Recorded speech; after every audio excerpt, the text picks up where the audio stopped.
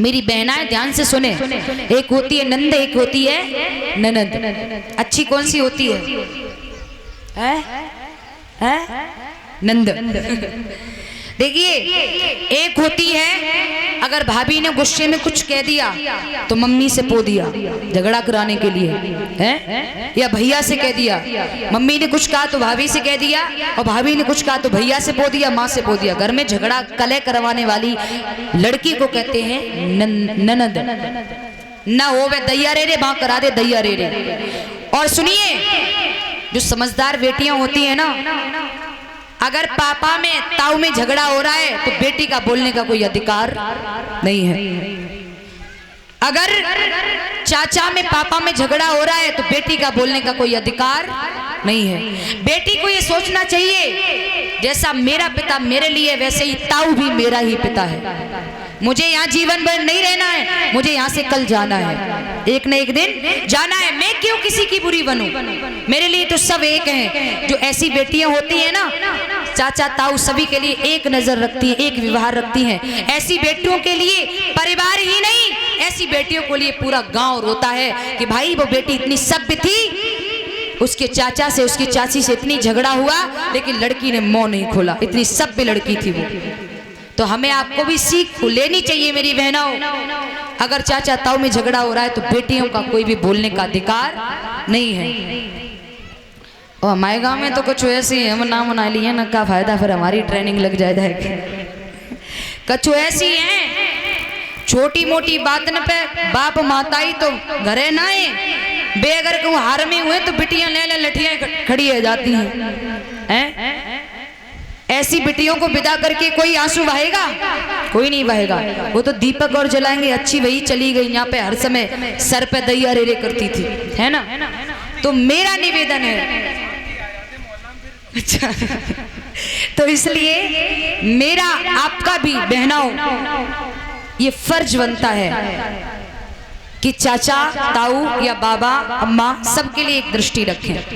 चाचा ताऊ से, पापा ताऊ से, पापा चाचा से झगड़ा अगर होता है तो बेटी का बोलने का कोई अधिकार नहीं है।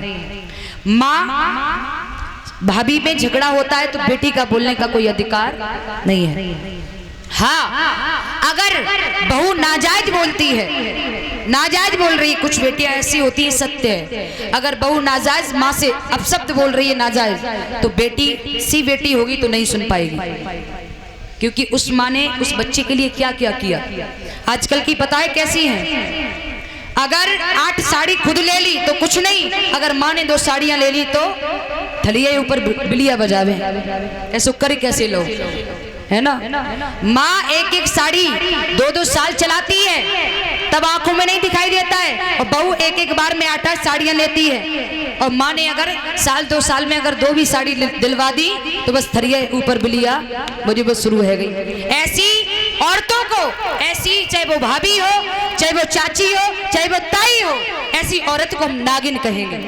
ऐसी औरत को हम नागिन कहेंगे, नागिन, जो अपनी सास को प्यार नहीं दे पाए।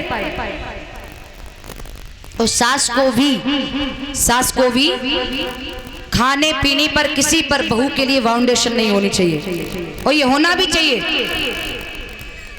जैसी हमारी बेटी वैसे ही बहू, लेकिन बहू भी अगर सास को माँ बना करके चलेगी तो माँ की आत्मा अपने आप लौट आएंगी बहू की तरफ। लेकिन बहू चाहती है, आजकल की बहुएं बताए कैसी हैं, सही सी बताऊं, आजकल की बहुएं ऐसी हैं कि हमें लाओ हम मायके पहुंचाएं, हमें लाओ हम मायके ढोएं। ये गलत है। अरे अपने घर को देखो, मायके में क्या है, जिंदगी तो यहाँ कटनी है। और जो मायके वाले भी ना, जो बेटियों का धन खाते हैं, उन्हें नरक में भी जगह नहीं मिलती है। ये हंसने की बात नहीं है, प्रमाणित बात कह रही हूं मैं। आजकल क्या है, पैसे ले जाएंगी ससुराल से और गीत गंगी भैयन के, वो कहते नहीं है, कहावत कहनी नहीं चाहिए, कैमरा चल रहा है, कहावत भी कही है, गद्दी से नहीं, और कैमरा चल रहा है, कहना भी नहीं चाहिए है? तो इसलिए मेरा निवेदन है, अगर बेटी के पीले हाथ हो गए हैं तो बेटियों को मायके की वाहवाह नहीं, चाहे आप ससुरे में नमक से रोटी खाती हो, ससुरे की ही वाहवाह करो। वो होती है बेटी, वो होती है बहू।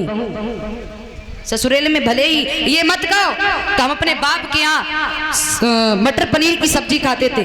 अरे भाई, मटर पनीर की सब्जी खाते तो क्या है, हमारी नहीं औकात, हम तो नमक से खिलाएंगे।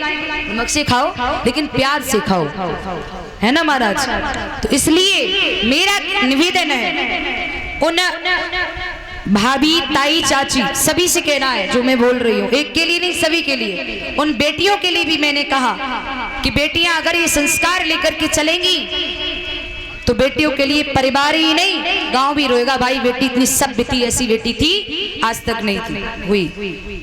तो इसलिए निवेदन है